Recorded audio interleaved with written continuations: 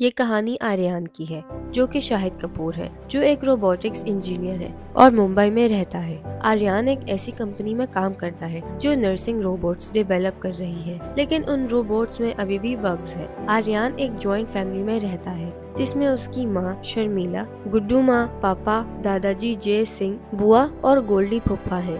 गोल्डी एक डॉक्टर है। आर्यन शादी करना चाहता है, लेकिन उसकी काफी डिमांड्स है, जो किसी लड़की को पसंद करने में रुकावट बनती है। आर्यन के घर कोई मेड भी काम करने को तैयार नहीं होती, क्योंकि वो खाने और सफाई के मामले में बहुत पिकी है। आर्यन की सबसे बड़ी इंस्पिरेशन उसकी आंटी उर्मिला शुक्ला है, जो कैलिफोर्निया में अपनी रोबोटिक्स कंपनी ई रोबोटिक्स चलाती है। एक दिन उर्मिला उसे अमेरिका आने का इनविटेशन देती है, जहां Aryan super intelligent female robot automation alias Sifra से मिलता है, जो उर्मिला की सेक्रेटरी है। सिफ्रा बिल्कुल इंसानों की तरह दिखने और बिहेव करने वाली एक रोबोट है, लेकिन आर्यन इस बात से बेखबर होता है। सिफ्रा उसके साथ हर चीज में कंपैटिबल है, लेकिन ये सिर्फ उसके प्रोग्रामिंग की वजह से है। सिफ्रा हर लैंग्वेज बोल सकती है, परफेक्ट कॉफी बना सकती है और बहुत सारी डिशेस भी कुक कर सकती है। आर्यन उसको हिंदी स्लैंग सिखाता है और धीरे धीरे उससे प्यार करने लगता है।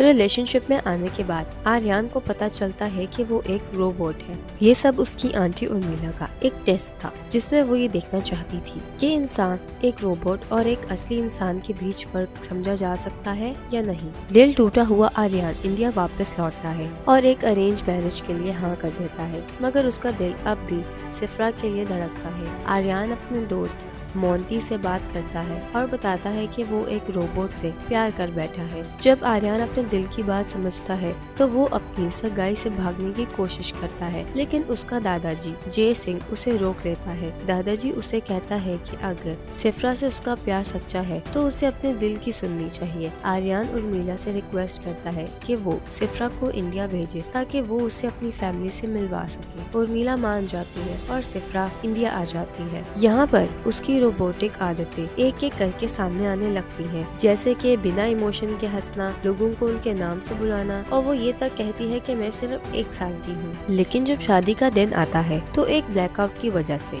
सिफ्रा मेल फंक्शन करने लगती है। वो पहले दिए गए कमांड्स जो कैंसिल हो चुके थे, उनको दोबारा एक्सिक्यूट करने लगती है, जैसे कि आर्यन के पुलिस कंप्लेंट फाइल कराना, किसी को 4 लाख रुपए ट्रांसफर करना, एक अनोइंग रिश्तेदार को जोर से थप्पड़ मारना और दिल्ली को आग लगाना।